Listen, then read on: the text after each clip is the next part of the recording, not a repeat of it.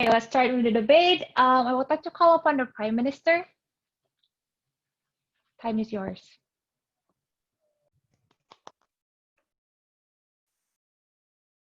Hi,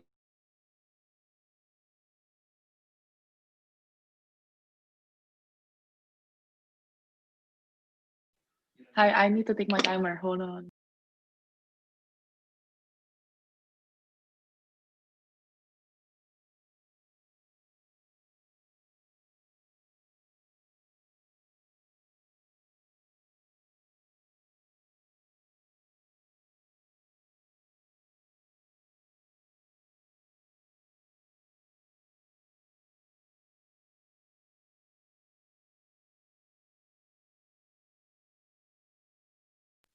I'm going to start in 1, 2, 3.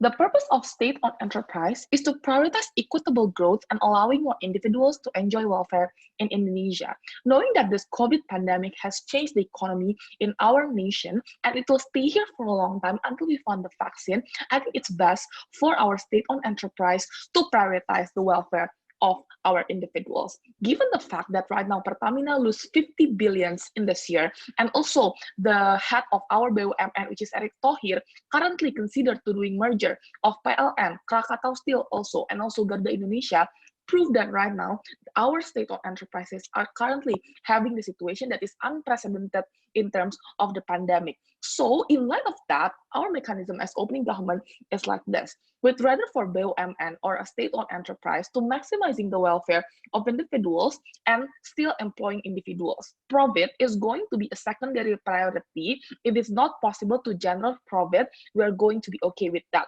So if Garuda Indonesia Airlines during the pandemic is not going to be able to generate profit, it's okay. We are not going to fire and lay off individuals and creating efficiency in human resources.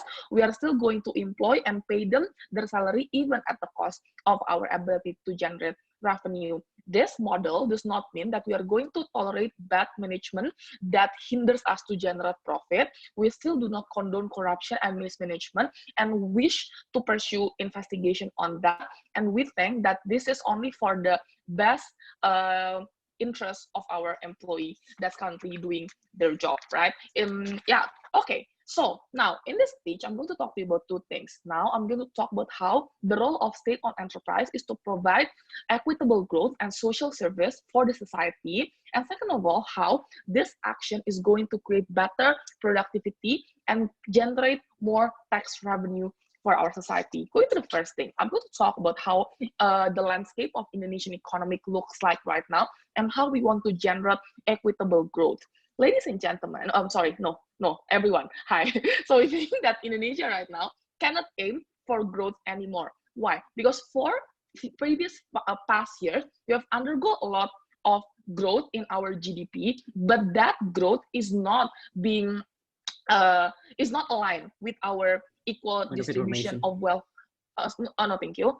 Is not aligned with our equal redistribution of welfare. Our Gini coefficient is actually still very low amidst the rising GDP number of our country. So we think that right now, during this momentum, if we only prioritize the revenue to push and stimulate more growth, this is only going to create much more unequal distribution of income for the rich and the poor. And we do not want to have that. Why? Because right now, a lot of our middle class in Indonesia that's currently becoming middle class due to the existence of this growth is actually very risky. Why? Because they're only one paycheck away from being under the poverty line. And we do not want this middle class to become sacrificed if the state-owned enterprise is prioritizing on the profit, right? So we think that BUMN needs to pay for their salary for employee and providing the services. And this is actually very significant because state-owned enterprise in Indonesia is providing the majority of services for our society. I'm talking about BPJS. I'm talking about a lot of companies that employ majority of individuals in Indonesia. So we think that the role of BUMN is that they need to provide the social service to give the access for internet for individuals that now needs to move to Zoom and meetings in comparison to face-to-face meeting due to pandemic. They need to provide hospitals. Oh no, thank you. They also need to provide hospitals in order to cater to individuals that are sick due to the pandemic. They also need to cater to changing education system that needs to change from face-to-face education and learning method to now they need to go to online class. So we think that especially in this pandemic, this is not the right momentum in order to changing the business model and creating efficiency. We think that the responsibility of state-owned enterprise is guaranteeing social security for Indonesian middle class. Why is that the case? Because this is the responsibility due to the fact that state-owned enterprises are being funded majority by the taxpayers' money by our society. And we think that given that, they need to redistribute the money back to the society. But now I'm going to talk about how the impact for economy is going to create much more productivity and cash flow. We think that social service includes, for example, affordable hospitals or insurance bills. So if you are sick, you can get the medicine and treatment that you need. We think that with this, society is going to be first more productive because right now they are going to be able to get the treatment in healthcare, for example, that they need. They can get education. No, thank you. But second, with a more affordable hospital in comparison to the private facilities, they are going to have more disposable income. They are going to have more savings, for example, and then they are going to use their money to the consumption activities. No, thank you. This consumption activities is going to generate tax revenue that will be used for our government to be redistributed back for the society. But the important thing is that we give not only the money, but also the confidence for our society to consume and create circulation of money. Because right now, during the pandemic and also during the economic recovery after the pandemic, what is needed for our society is actually the economic confidence to consume. Why? Because if you take a look in another country, study cases like China or South Korea or US, a lot of society is actually taking the economic concerns during the pandemic even higher in comparison to the health concerns.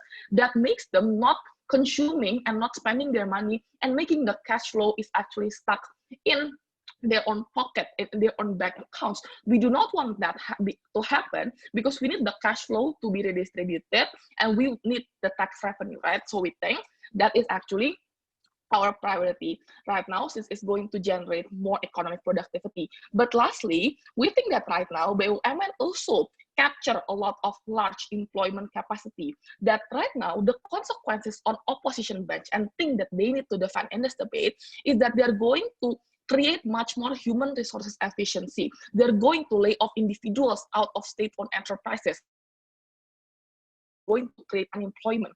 And we think that the role of unemployment and the role of BUMN is actually to reduce the number of unemployment and instead creating employment for the sake of equitable growth that I've already mentioned before. So we think that based on how this is going to provide more equitable growth for individuals and for the redistribution, we are very proud to open this debate. Thank you, Prime Minister. Calling upon leaders of opposition.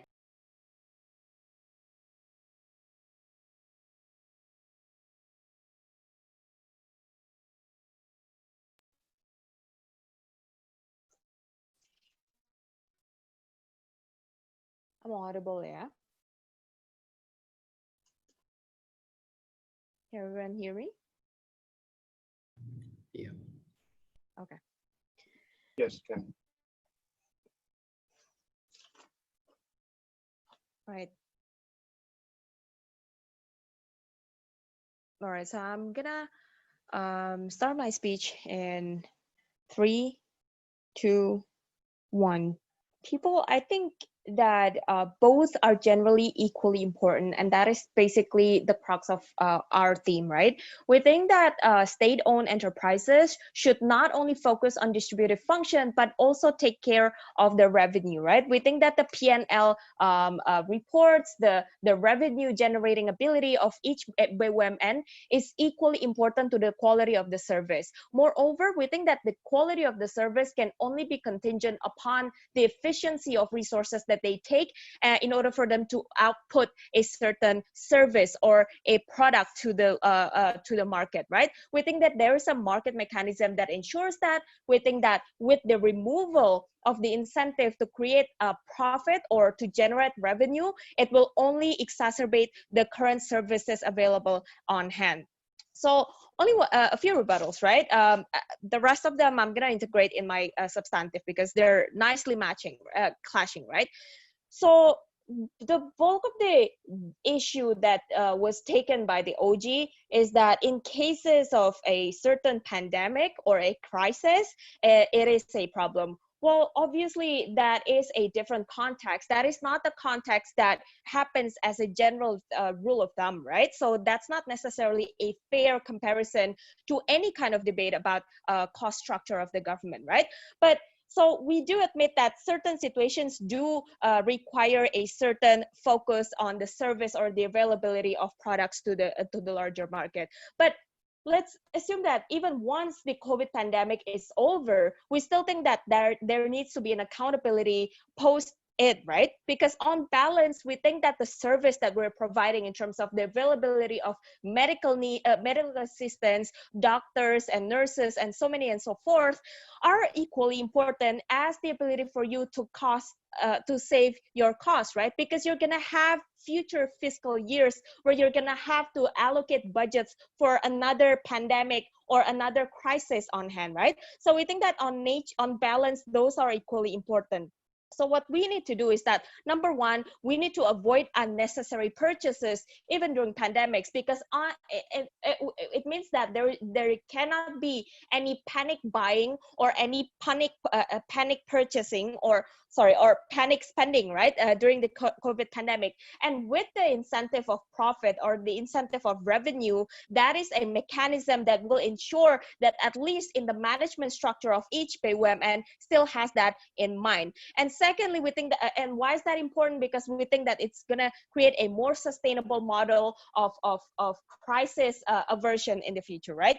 Which I'm gonna talk about in my substantive. Secondly, they talk about like PHK, like people getting laid off. We think that, well, the characterization is not necessarily that accurate, because BUMN are actually quite one of the least impacted industries right now because of three reasons, right? Number one, there is a huge scrutiny that the government wants to avoid from the public if they actually lay off a lot of people from BUMN. So they have the incentive not to fire these people. Secondly, we think that the image of a stable BUMN is actually the image of the economy that the government uses to leverage their economy to the investors, to the larger society, to the international community, and so on and so forth. Therefore, less incentive for them to impact these people during the pandemic like this.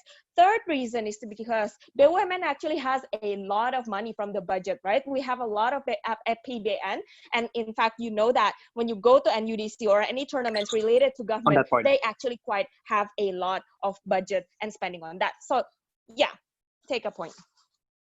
Oh, but if you say that most of state of enterprise is funded heavily by the government, that is a principle that against your case, because in your principle they must be able to self-sustain using the profit generated from the state-owned enterprise rather than continuous subsidy from the government.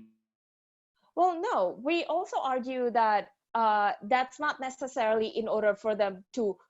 Well, first of all, we think that that's a mischaracterization of our status quo, right? We think that yes, as a general rule of thumb, the government always has a lot of budget. But secondly, we think that on top of that, there still is a mechanism of profit or revenue that exists. We don't think that it's a dichotomy between big budget versus not generating revenue. You can still have a lot of revenues with a lot of budget put into you to generate more revenue, right? So that's not relevant in this case. So I'm going to talk about the incentive structure of the BUMN or an organization as a general, right?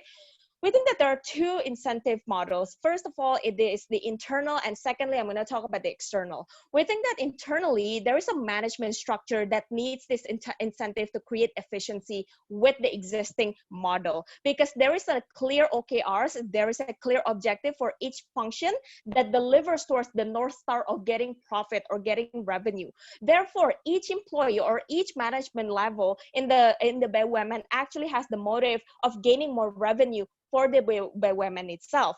What does their model offer to you? There is no clear North Star of that is measurable, right? Because there is no measurable outcome from, I don't know, the service that is very vague, right? Whether the people are actually happy with the services or what. There's no objective standard.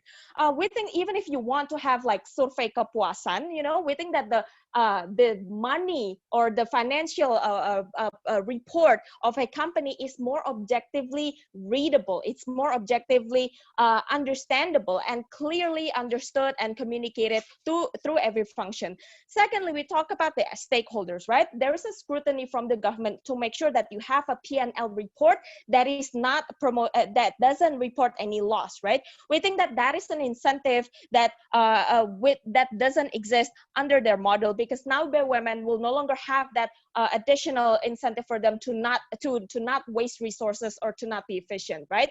We think that externally people hold them accountable too, because people have the right to take issue with it because through the media publication or alarming KPK, for example, or just basically scrutinizing any mismanagement that happens, right? Because the women can actually exacerbate their spending and inflate their spending in order for them to generate, you know, shitty services, right? We think that that's a case that we want to avoid eventually. So under our model, however, there is a market mechanism where, you know, where these women will have to compete against the private companies in order for them to not only provide a good service, but also with a revenue generating ability. So we're very proud to oppose this motion.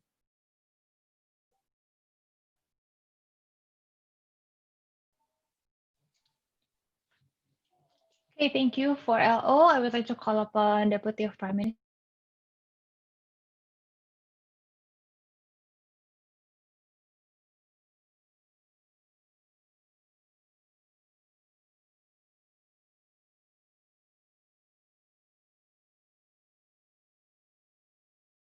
Sorry. I thought I have unmuted my microphone. Am I audible now? Yep, you're audible.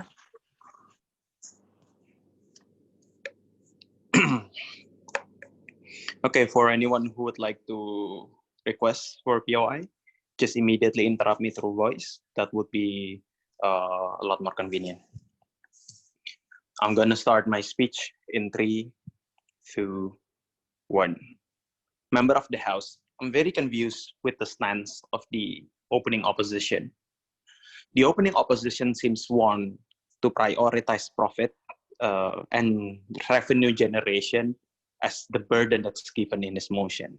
However, most of the leaders of opposition's response to opening government's case seems to say that the role of state-owned enterprise is more than just profit generation.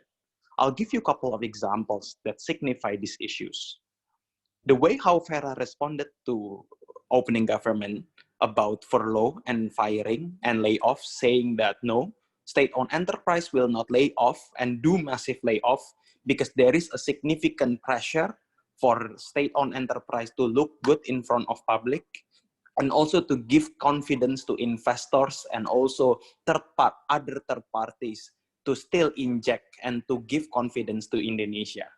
It indicates that state-owned enterprise is a face of the countries, focused to maintain the macro confidence more than just profit generation, because profit generation should be a micro purpose where whether or not the company is generating profit or loss and using a sustainable profit source, sustainable funding from their own profit into capital expenditure.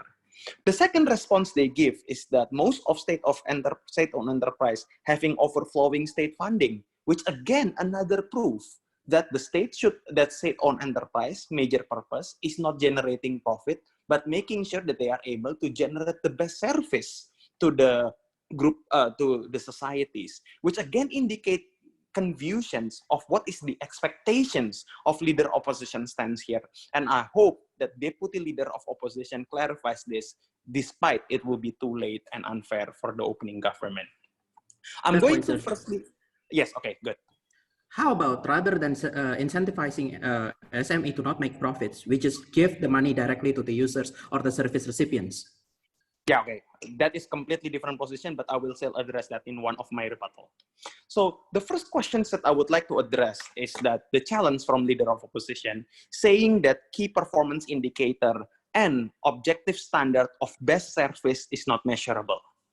My answer is simple. Of course, we can see it objectively through good indications of customer satisfaction standard.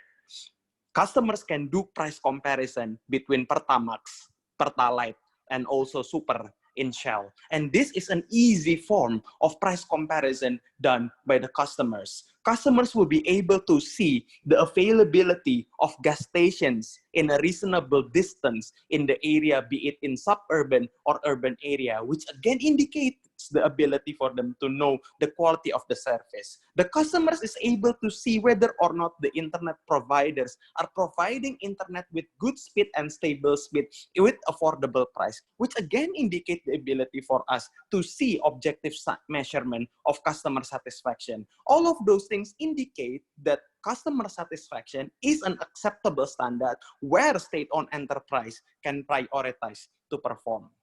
Secondly, they claim that right now,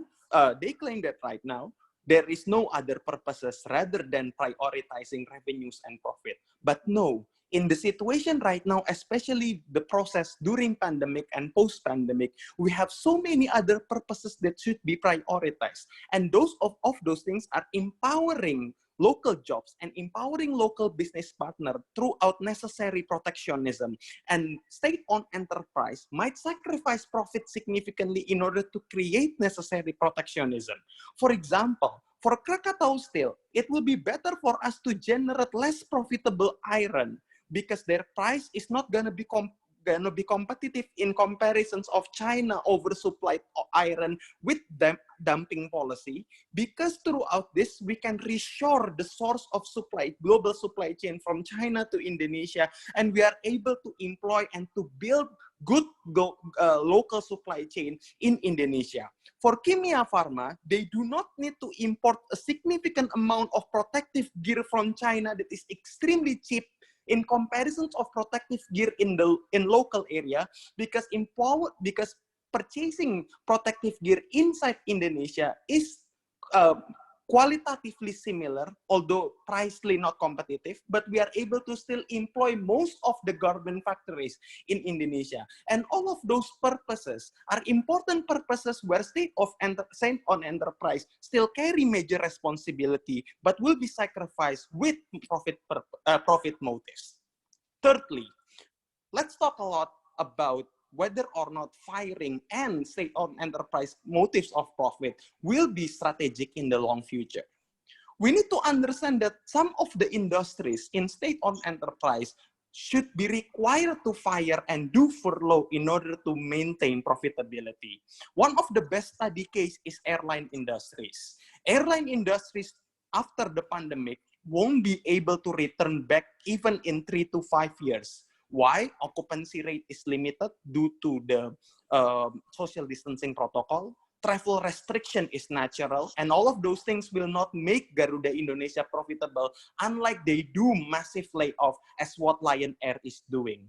However, there are so many purposes that is related to distributive function that require them not to be able to still remain operative and not firing the workers in order to fulfill certain role. For example, they need to do their role as a standby charter flight in order to ensure and ensure that they are available and always standby for important transportation, including medical supplies. And this standby charter flight that requires standby availability cannot be relied into Lion Parcel. They need to maintain cheap flight for affordable business costs. And that's why CityLink is within this place. And again, Lion and many private entities are not reliable with their own profit motives. And most of several flights in rural area are very rare, that is never profitable. And this require again the provisions of state of enterprise. This all concludes that the distributive function, sorry, already 7. Distributive functions become central here because throughout distributive functions, we are able to maintain the circulations of cash flow and economy of society. Society can still consume by having social security that is huge because social security is guaranteed by state-owned enterprise with good quality and cheap price. And this is the recipe for us to survive in the pandemic and post-recovery. Purnomo Welas is happy to close his first and hopefully the last performance in grand final round.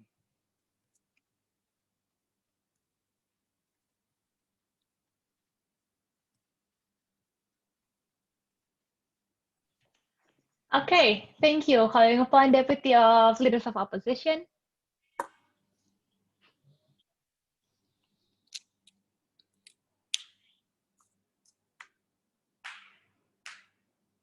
Testing, am I audible? Yes, loud Okay, and clear. I'm going to start my case in 3, 2, 1. Members of the House, when we are observing the situation of the pandemic in Indonesia, opening opposition concedes that it's very bad, and it's very necessary for us to think out of the box in order to deal with the problems, the economic problems that this represents. What we do not agree with is that this solution needs to be privileging state-owned enterprises. Rather, the solution to the pandemic should focus on the users, on the service recipients, and that subsidizing them directly, supporting them directly would be a much better solution to the state-owned to the pandemic, rather than focusing on the needs of the state-owned enterprises. And why is this case? Because in many circumstances, what we are doing is actually enabling, for example, state-owned enterprises to then place a dominant part in the market that has nothing to do with their performance, but has everything to do with government favoritism towards them. So for example, I want to tackle an example of the airline industry that Rifan is talking about. In the airline industry, what happens, what Rifan wants is that even when these companies operate at a loss, then they have to be financed. The problem here is that there is an alternative. An alternative that doesn't mean that Garuda is the only airline flying in Indonesia after 3 and 4 years, because other private airlines have gone bankrupt because they don't get supported by the Indonesian government. So that solution is supporting the price of tickets at the level of the service users, so that the service users can then choose the services of Lion Air, they can choose the services of Batik Air, they can choose the services of other airline providers, and yet we can still have the same level of employment benefits that is available. In fact, this is a model that is actually much more fairer. Why? Because then I have a question here. Why should the SOE workers gain much more benefit compared to workers who are working in the same industry that are competing against the SOEs, simply because the government subsidizes them and then subsidize other people? When government subsidizes SOE directly, the problem here is that government are subsidizing one actor in the economy at the expense of other economy in the supply side, member of the House. If you give subsidies to the users, then the users can decide which actor is going to be good. Moreover, the second reason why this is good is that then you can have still internal efficiency because people are competing between service providers. Yes, Ivan. Most of the state-owned enterprise are more transparent and more willing to cooperate with government regulations for consumers' good purpose, and also better governance practice of labor. And all of those things are not guaranteed by the presence of private entity. This is actually not true, especially in labor protections. For example, Pertamina is notorious for using subsidiaries and using agents who are recruiting contractors and recruiting agents rather than recruiting employers. Why? Because they don't want to be paid minimum wage, of course, because they want to violate the rules for minimum wage, violate the rules of labor protection. SOEs in Indonesia now operate almost exactly the same with industrial practices, with the operational practices of many private companies. Coming back to my argument is that when there is competition here, the problem is that Rifan are talking about, for example, satisfaction of customer and so on. But satisfaction of customer is only the external indicator of this need, members of the house. There's also internal indicator. How efficient are you at producing that customer satisfaction? The problem here is that when you don't need profit motive, then the answer is you don't need to be efficient at all at providing that services. This is why in general, not just under COVID, it is much better for us to finance the users and the service recipients, because then you can have two needs.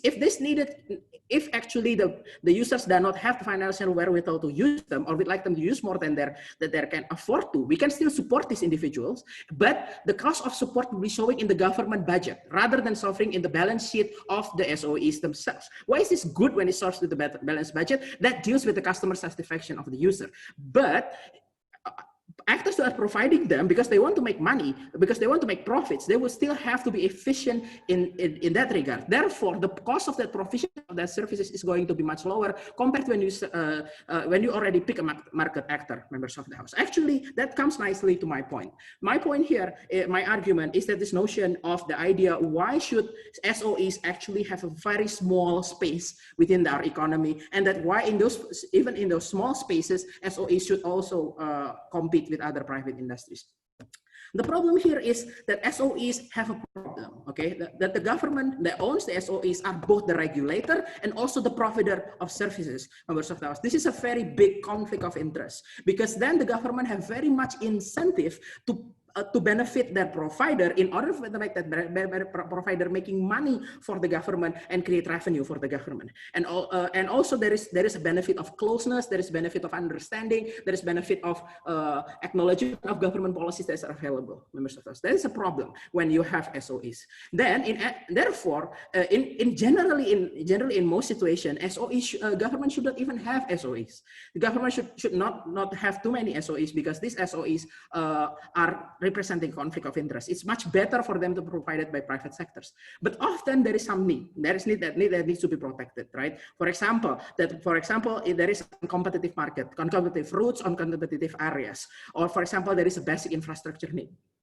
On those circumstances, it is much better for us, for SOEs to be able, that SOEs should operate under market principle, and then we subsidize the market user and user service recipient themselves. Sorry, this is 6 minutes. They subsidize market user and market recipient themselves. Why is that the case? Then you gain the efficiency, then you can still support these individuals. They can make the uncompetitive market still provide their need, while the government does not regulate who provides the services, but the government simply provide money for that other organization to be able to work on that regard. Why is that? That is therefore a superior approach. That means that the SOE can still get profit. However, this profit have internal discipline, like what Farah is talking about, but without us abandoning the poor or abandoning other people. Second argument, which is not related, is that the problem here is that this approach of not allowing profit failure is also incentivizing too big to fail companies. Because loss-making venue, often they will have poor asset value, poor efficiency, and so on. However, they provide necessary services, and therefore they must be safe at all costs. Moreover, because they are sole provider of necessary services, we are very fragile, because lack of performance of that SOE means that entire sector is harmed. If they let them focus on profits, the subsidized service recipient, then they're internally more resilient, because they're focusing on creating value to the society. Secondly, as well, when they fail, then other private sector can get in. The reason why the government has to subsidize Pertamina so bigly is because there is no other alternative provision of Pertamina, members of the house. So therefore, this is very important for us, is that this approach of allowing loss is much too risky, much too dangerous, and therefore we should abandon them. Thank you.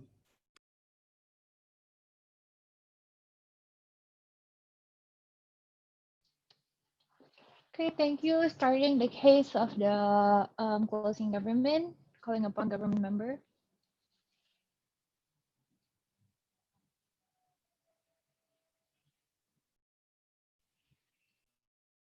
Oh, am I audible? Yes. Cool. Sorry, yes, you are. Everyone. Oh, just a small note, I would take POI through voice audio likely won't accept any, I don't know. But I'm not gonna be reading the chat, so. Starting in 3, 2, 1.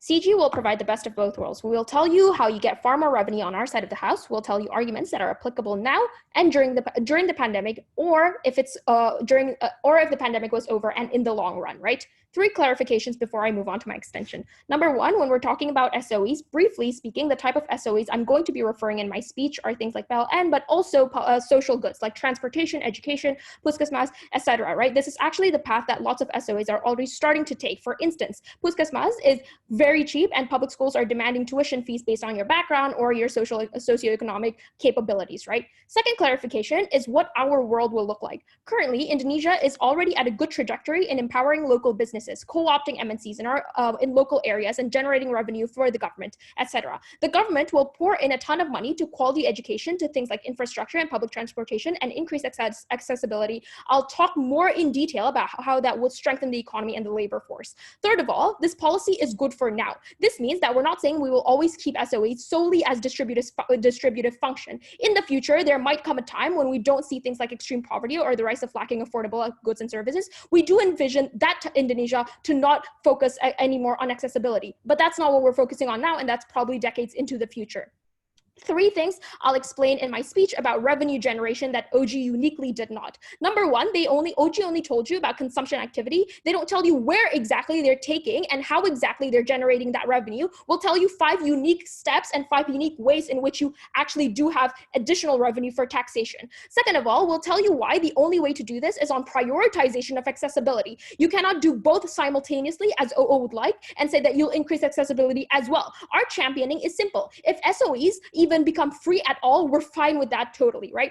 Third of all is that OO asks OG, that OO asks something that OG didn't really answer, which is why not just give the money directly to poor communities, right? It's very simple, because you don't have the money. This is a way to actually create space to actually get that money to redistribute to poorer areas. So first extension is, how do we ensure money revenue on our side for the long-term economic growth? We will choose the model of growth maximization. We're producing at possibly a higher cost, and even average revenue, if it reaches 0 in the supply-demand curve, we're fine with that. You should see this approach and strategy as an investment more so than a policy. 5 unique sources of taxation and revenue generation that we will focus on that will increase that increases accessibility, right? Number 1 is that we empower the labor force through accessible education for long-run success. Realize that investment in sectors like education means you invest in human capital. If you prioritize accessibility even to people who would quality education, you allow far more kids to actually enroll and receive an education at all, investing in the future of our population. This is exactly why labor capital will be far more incentivized to perhaps even receive a university education here or elsewhere. The individuals who might get a chance to work at corporate jobs later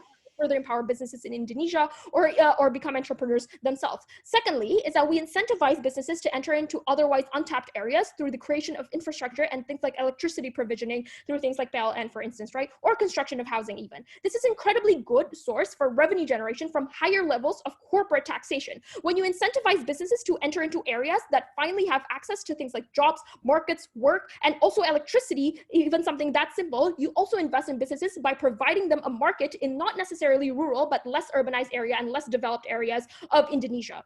Third of all, though, is that you increase income as individuals or disposable incomes. No thanks. Is that when you invest in labor through things like education, infrastructure, housing, etc., you allow individuals to integrate themselves and allow them to expand their scope of job search, right? Sure, there are a limited amount of businesses or sectors that exist for job provision, and therefore a limited amount that jobs that individuals could actually obtain. This does not matter though, because when you give infrastructural and educational access to individuals, you also provide them with opportunities to do things like investing, pursuing entrepreneurship, etc., which will make for a more robust economy, right? Which means that you increase the likelihood of income generation, which means large income generation is more disposable, more income taxation that the government could actually get.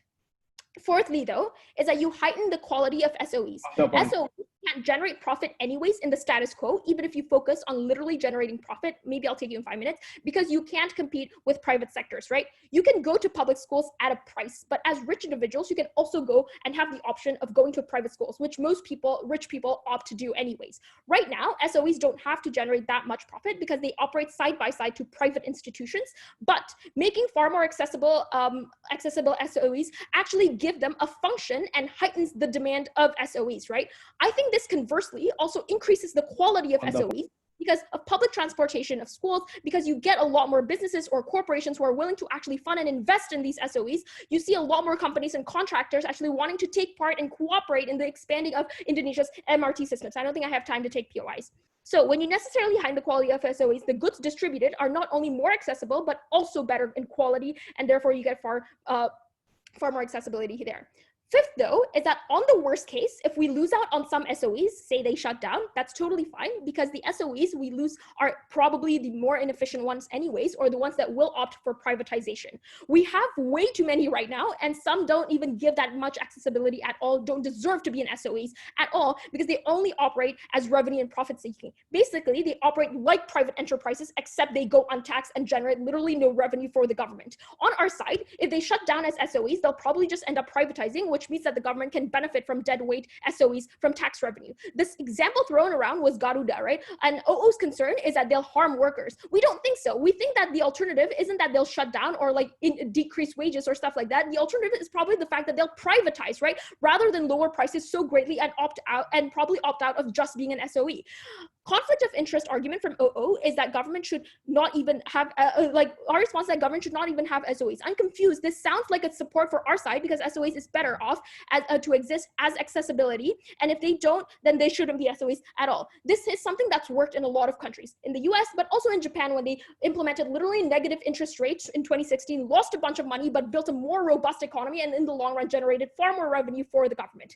Second of all, is that we're going to, second extension, very short, is that we're going to tell you that even if it does not generate economic growth, which I think OP has a lot of work to do in order to prove to you that this does not generate economic growth, then that's still fine, because this is still important to the round, because accessibility is principally correct. The moral argument here is on government obligations. Indonesian parliament is a function of neo-colonialism. It is the same government that oppressed people in rural areas like Papua and condemned them to a cycle of poverty. This means that the government has a moral obligation exactly because they're culpable of the poverty generation in those countries, exactly because they increase policing and increase militarization in those communities, that they're not able to escape the poverty trap. This means that increasing their access to SOEs and to goods is morally justified, regardless of long-run economic impacts anywhere else. Proud to stand on the side that champions oppressed communities, proud to propose.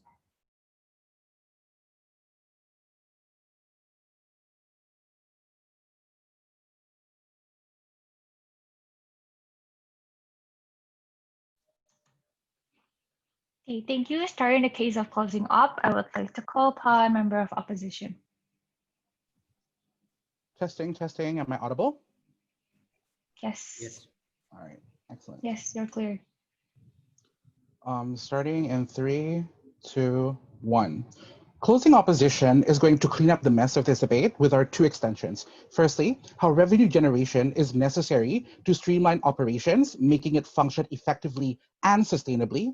Second, we're going to take the bullet, okay? That even if we acknowledge that distribution function is needed, it requires capital. And that's why profit creation is the prerequisite for you to be able to achieve that function. Most of my material would directly clash with a lot of the cases of the government bench, but I have 2 independent rebuttal that does not fit into that. First rebuttal is on the issue of equitable growth, which is basically opening government's case and closing government, derivation of that. The whole point that they want to talk about is about ensuring unemployment, because in the context of pandemic, we don't want to lay them off. 3 responses to this. Firstly, we think that this logic is problematic because what they're doing is basically not creating utility according to the need of market. They're going to waste resources. For example, with Garuda, people aren't flying as much during the pandemic, but you want to maintain the same level of staff and workers. Ultimately, they'll be available, but they're not giving any added value to the economy, right? And so that's why we think that's problematic. The second response to this is that the solution to lay off is to give people unemployment benefits. And this unemployment benefit can be provided when we dig into the profits that we're able to generate if we make sure that we generate profit. But the third response is the principal distinction, because when we generate profit, we can ensure that we can distribute that profit as a form of unemployment benefit to many people and not just only the workers of the BUMN, right? Because under the government side of the house, only Garuda workers get money while everyone else suffers. The people who work in Puskesmas, Dinas Kebersihan are going to be neglected under their side of the house. So even if that they're able to maintain employment, it's very selective to people that aren't contributing much in the economy, given the fact that there's not much added value to the overall like work and economy.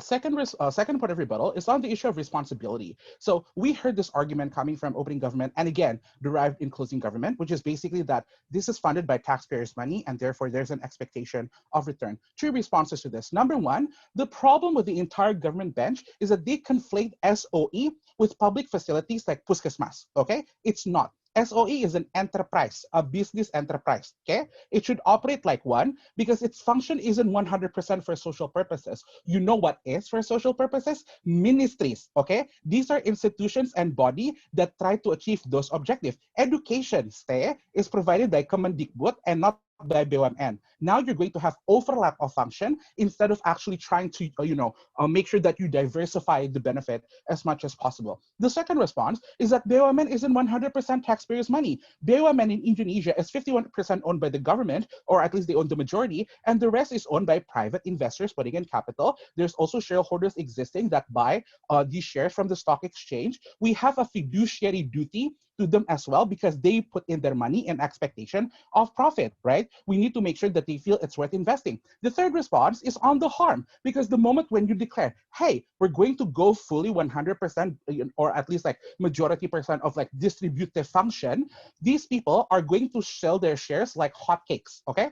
When these people sell their shares, the value goes down, you have less capital to operate, and therefore it's going to go into shit, right? Moving on to my first extension, how we think that revenue generation is necessary to streamline operations. Three structural reasons. Firstly, having the profit orientation is important because now these SOEs are going to be efficient in their production and operations because they acknowledge that there's limited resource. As an example, Garuda, instead of buying more planes, could make more intensive routing plans according to the demand of the market. No, thank you. If you have distributive mindset, you are not going to spare any expense whatsoever. The cost will be massive and you tend to overspend and you tend to like borrow money from like foreign loans and things like that. The problem is many SOEs then have a lot of debt accumulating. They tend to become bankrupt. So you have two options, either let it die or you bail it out like what happens with Jiwasraya. Ultimately, this isn't really good because the money that you use for a bailout could have been used for the redistributive policy that you actually champion under your side of the house. The second structural reason, there will come a point where the state can no longer funnel money to SOE because economic fragility is a thing and crisis has happened at least 3 times in this generation, right? Therefore, when the government must make trade-off, do I allocate money to BUMN or do I allocate money for a social welfare policy? Of course, government is going to allocate for a social welfare policy.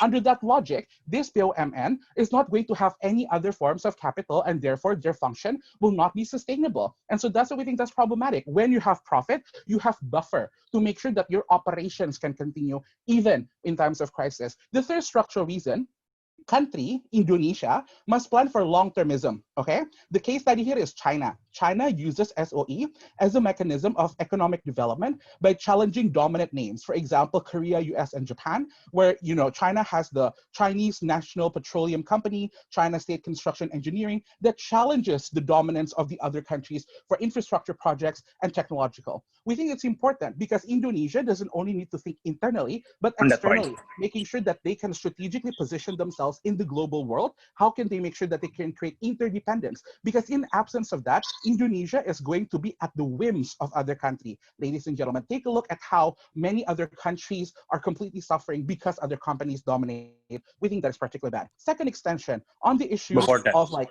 taking the bullet, no thank you. How distributive function that they wanted requires us in order to do that. So the thing with SOE focusing on profit is that we become a discriminative sort of like business in the sense that we focus our target audience to make sure that it's maximized.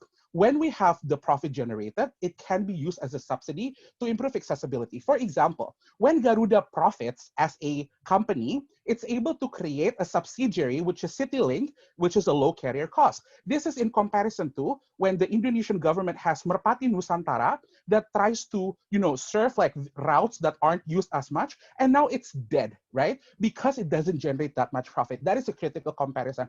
PLN, the differentiation between the prices of between voltage allows people who are socioeconomically poor to get their electricity at a more subsidized rate because the richer ones are going to pay more. Pertamina can subsidize premium because everyone else is paying more for Pertamax, ladies and gentlemen. These are the structural reasons why we believe revenue generation is critical to make sure that it's sustainable, to make sure that it's effective, and to make sure that the distributive function that they wanted on their side of the house can be achieved. For all of those reasons, we're extremely proud to oppose.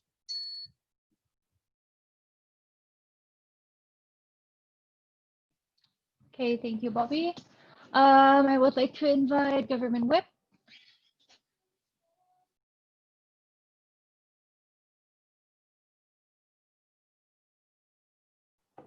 Hi, can everyone hear me?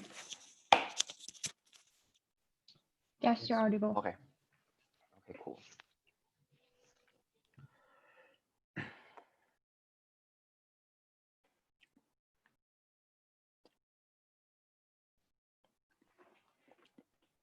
I'm going to start in 3, 2, 1.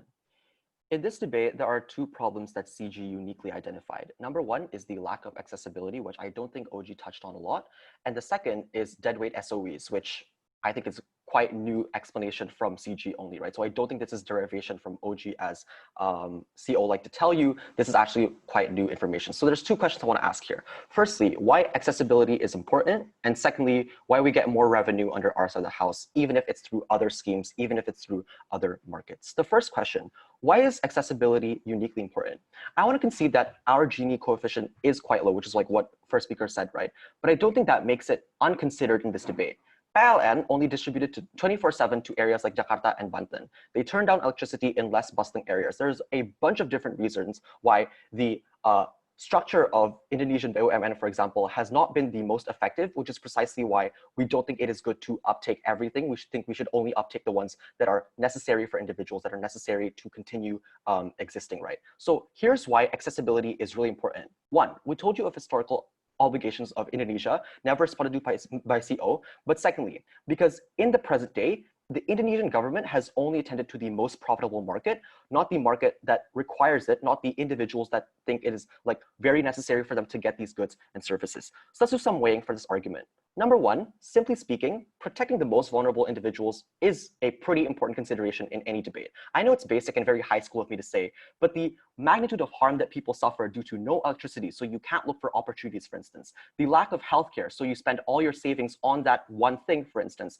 the lack of any other state enterprise that supplies necessity goods, act as the biggest strain on socioeconomically disenfranchised individuals in Indonesia.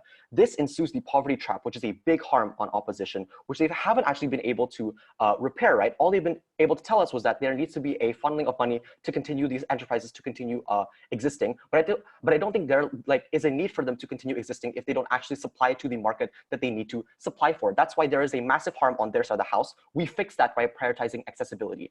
But the second point of weighing I want to make here is that here's the key material that OG didn't bring in this debate. We proved why accessibility was important, period. That's why this argument existed on two considerations. One, a principle for government actions and why it's principally correct, but secondly, also on an efficacy of government policy. Notice the thing that I flagged out to you in my first reason, which was that there is a need for certain market, for certain businesses, for instance, but the only necessity for those businesses is when they can actually operate to help individuals. Insofar as this doesn't fulfill this first prerequisite, I don't think they should continue existing. That's why opposition can't say we mustn't consider government responsibility, because policies can be theoretically good and theoretically bad in practice, right? However, each team here can give likelihood analysis for bad policies or good policies. But to break that deadlock, you must consider which actor to prioritize and what is the most correct thing to do. As long as we've already characterized to you that the most vulnerable actor requires our motion and requires our stance, we were able to win that claim. But the third point of weighing is that you must never prioritize possible larger macro profits over accessibility gains. Larger macro profits are unlikely to help Indonesian citizens, but accessibility is immediately a benefit with our policy.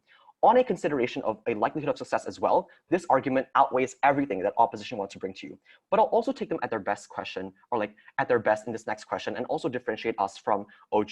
The second question I want to ask is then, why do we get more revenue on our side of the house? Why do we construct the better conclusion compared to OG? The premise here is that opposition is collecting money from the wrong actors. We want economic growth, but we don't do that from getting monies like from SOEs and having that our main strategy, for instance, right? We do that from empowering other sectors of the economy. We achieve that by uptaking the cost for basic necessities, but expanding disposable income that gets injected into the circular economy. Think about individuals spending this money, but think also about businesses using this money for good as well.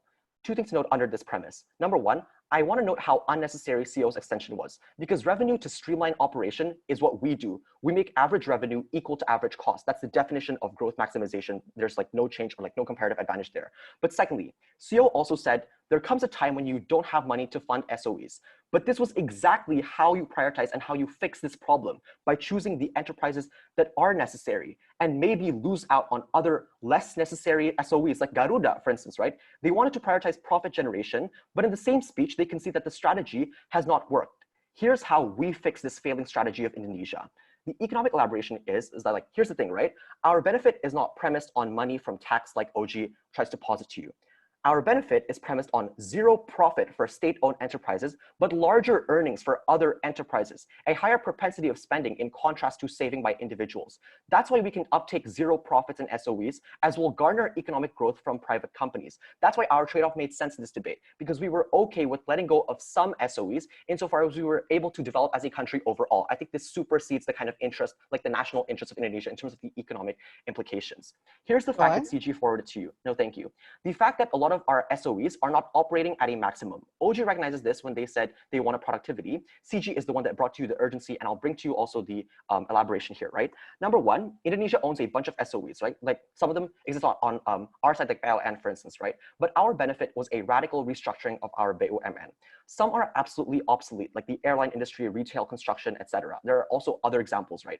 Indonesia has one of the highest amount of SOEs, and it hasn't been economically successful. No, thank you. So if that's the SOEs that CO and OO wanted to talk about, let's not make them SOEs anymore. We had the stance that we co-opted because we identified the need of restructuring. We identified the need of accessibility being the most important priority for SOEs. That's why we're only going to prioritize the ones that are most like basic necessities and those that will actually help individuals in the long run and in the short run as well. So to preempt a possible CO response, the SOEs that go bankrupt under our side of the house, in our worst case, will not suddenly lead to private predatory pricing. Why? Because if you go bankrupt, it's probably because of a lack of ability to compete with other private producers of the same good or service, right? So our alternative would probably be more accessible and more economically efficient model that fulfills both of our burdens. 2 points of weighing. Number one, I want to make some differentiation here. Our OG did a great job to explain how disposable income exists, but we were the team that explained how that existed, but more importantly, how it would empower the economy without necessitating tax. But secondly, this argument brought to you a key urgency in this debate,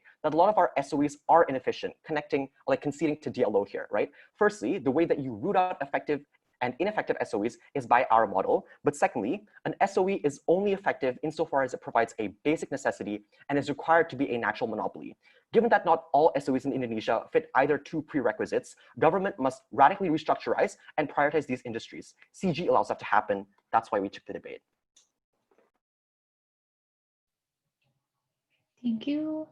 Closing the debate, I would like to call upon the opposition rep. Jen, sorry, can we wait for like 1 minute? Lagi azan kenceng banget di rumah gua. Oh ya, oke. Kita tunggu untuk ini.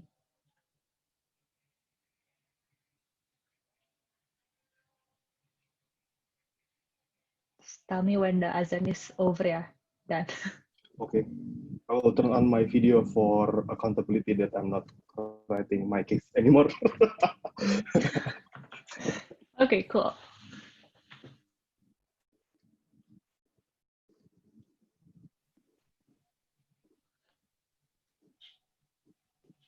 Okay, it's done. Okay. Just unmute yourself for PI. All right, all right.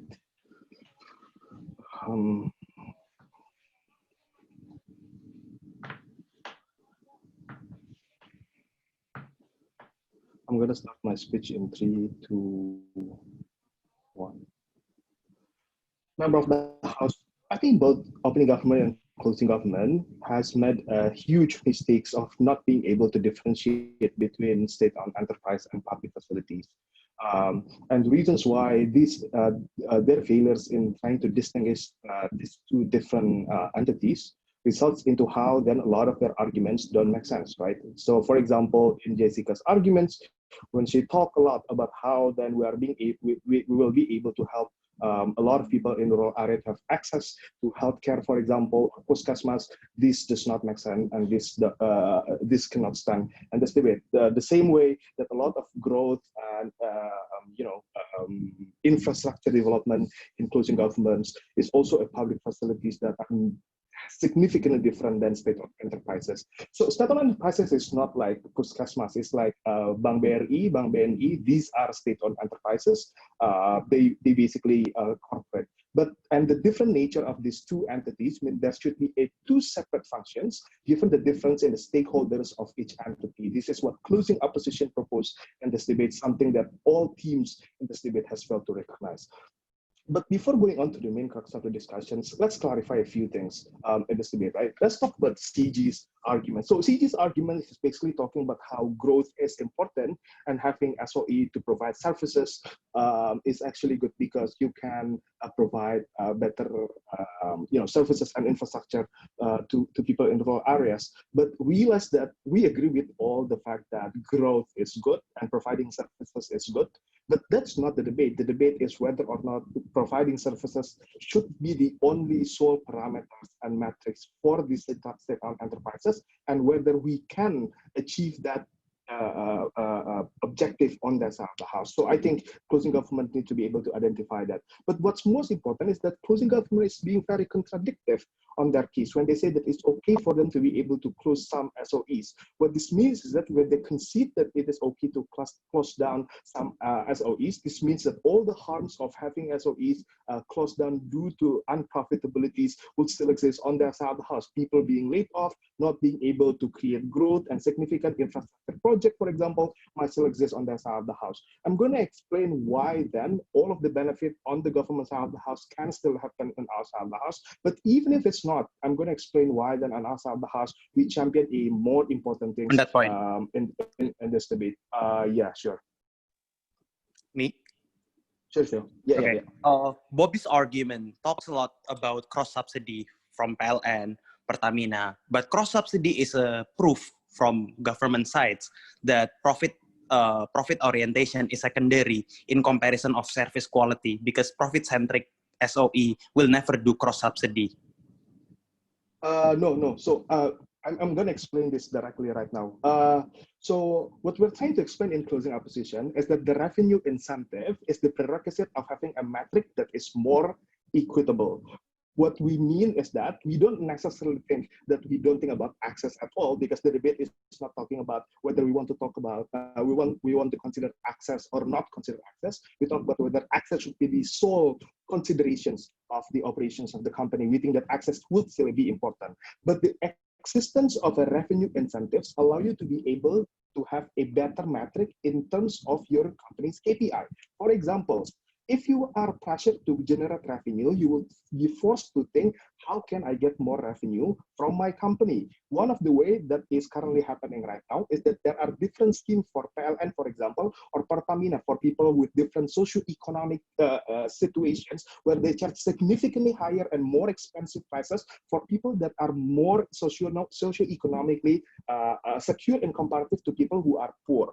These are incentives on creating the metrics that my KPI is to make sure that I can generate as much profit as possible only exists when you have a revenue incentive in mind. On your side of the house, accessibility, your metric is number, how much people that I can serve, how much people that I can employ, and how much people that I can provide access to. This neglect the fact that people have different socioeconomic condition. This neglect the fact that people, given your access, people may have their may behave differently, and neglect the fact that there are certain identities that needs to be taken into consideration. I don't think that access and providing job is a good metric on that side of the house when it's being used solely as the KPI of the company. But what's more important is this. Let's talk about how do we make sure we have more equitable services aside from what I have been explaining to you, right?